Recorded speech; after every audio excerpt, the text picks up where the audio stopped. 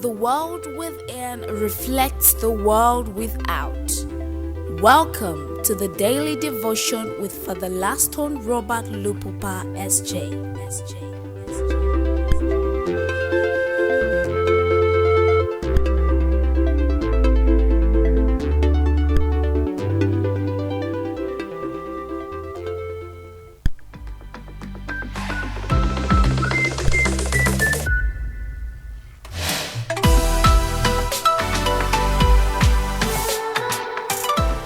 Indeed, a very, very warm welcome to our daily devotion today, the 11th of April in the Lord's year 2024. Whatever time it is, wherever you are, whether you'll be listening to this podcast later on, we say good morning, good afternoon, good evening. Those that come to follow us on Facebook, you're most very, very welcome. We continue to explain what this 1 million family friends is all about. And what I'm about to share with you is the issues of social justice. This is the word that I try to avoid often.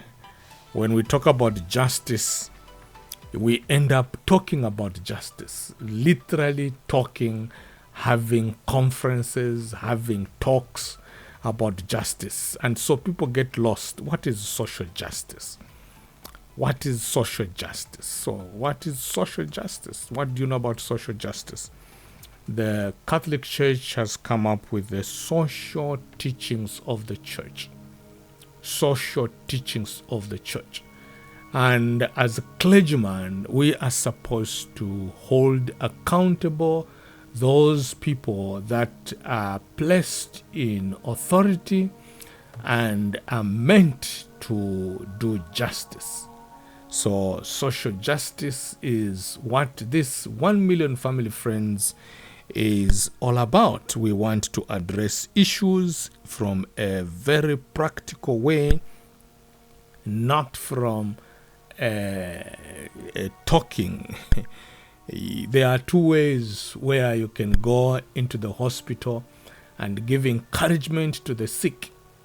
And you pray for them like what we do as men of God. A priest, you go and pray with them. You pray for them. But there is another way where you don't just pray for them. You begin to ask, who is paying your bills? And then you find out from the doctors and ask, as a clergyman, you begin to ask questions. Is there any way we can help, perhaps to take them to another hospital, which is a little bit more advanced? The medical personnel have got such kind of knowledge. They say, well, this case, it would be better dealt in India.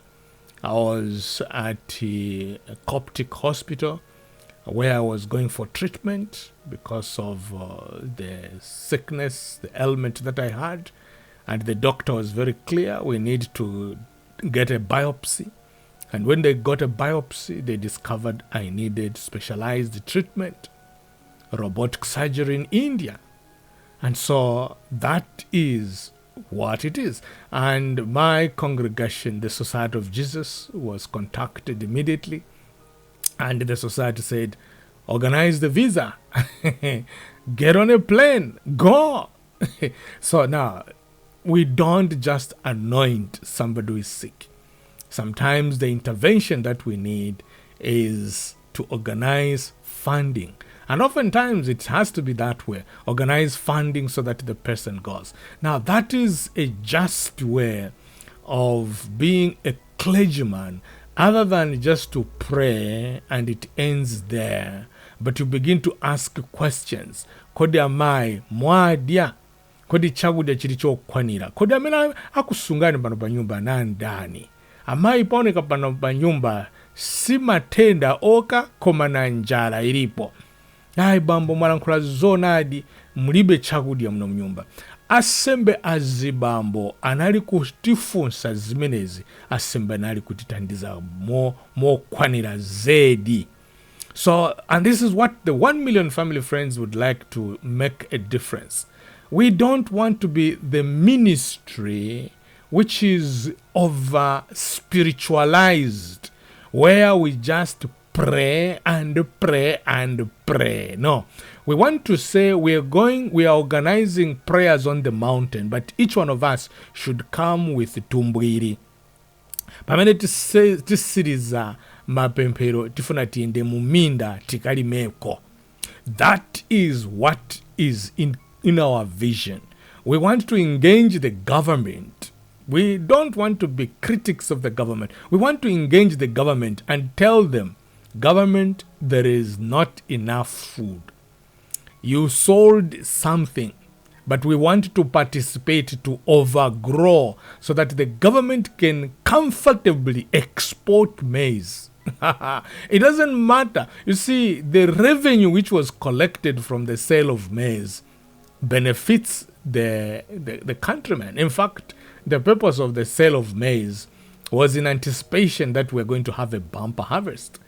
The purpose of selling the extra was, technocratically speaking, to follow the law of supply and demand. Okay, there is oversupply, so the demand is low. So the extra is removed. And then also to encourage the farmers, let us put a good price on the bag of maize so that many people can begin to grow maize. It is not to punish the citizenry. Now, there are good intentions which can be overtaken by natural causes such as famine, famine, lack of rains, so an oversight. So when all these mistakes come in, what should the clergyman, what should the church do? The church should say now, to complement, to supplement, to partner with the government, we need a tractor. We need a farm. And if there is anybody, any institution that has access to land almost anywhere, it's the church. It's the church.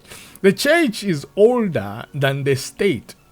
Before Zambia was, for instance, the Roman Catholic Church was already.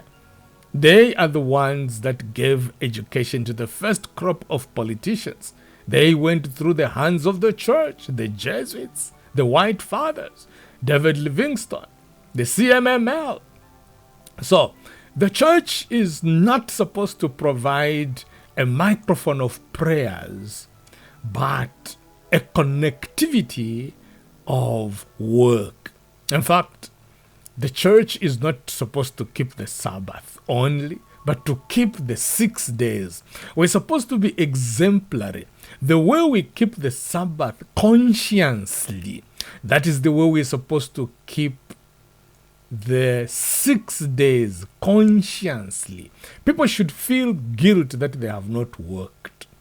And that is what social justice is all about from the point of view of the 1 million family friends. Social justice encompasses fair and equitable distribution of resources. Who is producing these resources, which we want to be fairly distributed equitably? It is us ourselves. If we are the ones who are producing, then we will share equitably. We don't have to wait until somebody produces and then we come in only to start talking about, no, I haven't received enough. But what is your contribution to the production? So we are talking about mining. The church should say, why sell Mopani to the foreigners when we as the body of Christ can come together and raise this money? We can borrow from Vatican Bank, for instance. Vatican Bank? Do you think Vatican Bank has got money? Supposing the Roman Catholics all over the world can put all their monies into Vatican Bank, then Vatican Bank can finance Mopani. Then can be the majority shareholder, meaning that the children of God, the Christians, begin to run the economies of this world. You see, NAPSA is small compared to the Christians, globally speaking, coming together. There is no government that is older than the church. In fact, the foundation of many governments is the church. There is no one that is more experienced in leadership than the crop of our bishops and priests. They are the most closest people to the people. They are the ones that understand the pain that the people go through. So if anybody wants to look down upon the church, they don't know. They are lacking context. They don't know what church is. Church is absolute. Church is in this world, and church is preparing people comfortably to look beyond the grave. And that is what the governments can never do. They cannot prepare people to die other than just providing the anesthetic injection or the palliative care which we get from the hospices. Beyond that, the government leaders are not trained to speak comfort in the hearts of that one who is in prison. We just want to have to, ours is to put the CCTV cameras and provide counselors perhaps and accompany them. But it is the role of us Christians to make sure that the one who is incarcerated, physically speaking, has access to clean water, has access to food, and they are sleeping comfortably. If the prisons are in deplorable conditions, it's because the men and women of God are on the mountain praying instead of putting this social justice into effect. Nobody will do social justice on our behalf. And we do not have to expect the government to do the correct thing if we cannot be the models, if we cannot be the examples of how to do it. The instructor, when you're learning how to drive, first it takes you around and shows you how the vehicle is driven. You see, you observe. If he's doing it wrongly, then you pick it wrongly yourself as well. So he has to be trained to train. And that is what church is. We are trainers in morality. We are trainers in politics. We are trainers in economics. We are trainers to their royal highnesses. We are supposed to be found literally everywhere. And so when we talk about social justice as a church, we want to talk about what we ourselves are creating. We are creating opportunities for the people to enjoy life. We are not just looking up to the government. Who built the first schools? And look at the scale of the best schools in the nation. They are mission schools. The best hospitals are mission hospitals. Those that are connected to some kind of religion, whether it is Islam, whether it is Orthodox, whether it's Seventh-day Adventist. Now, why is that so? Why do we not put in charge of those that are excelling in administration? Why doesn't the government hand over UTH to the church, to the 3, 4, 5, 10 mother bodies that we have in Zambia? Why doesn't the government partner with the mother bodies that we have in Zambia and give them the Ministry of Education? Look, you have the best schools, you have got the best experience. You see, the church does not get in and out. It is not voted in and voted out. The governments change. The political parties have got these ideologies that are flowery, based on what we are going to do for you, and then after 5 years, after 10 years, after 20 years, after 27 years, they are voted out. The church is never voted in and voted out. This is a permanent experience that we have. And so if we are going to look for permanent answers, we should look to those institutions that are permanent. Their Royal Highnesses should be given to run the Ministry of Home Affairs. The Royal Highnesses just train them. You see, their Royal Highnesses can be prepared to be the next parliament. Why? Because we know who is going to be the next chief. So we can take their sons and daughters and put them into the school of law.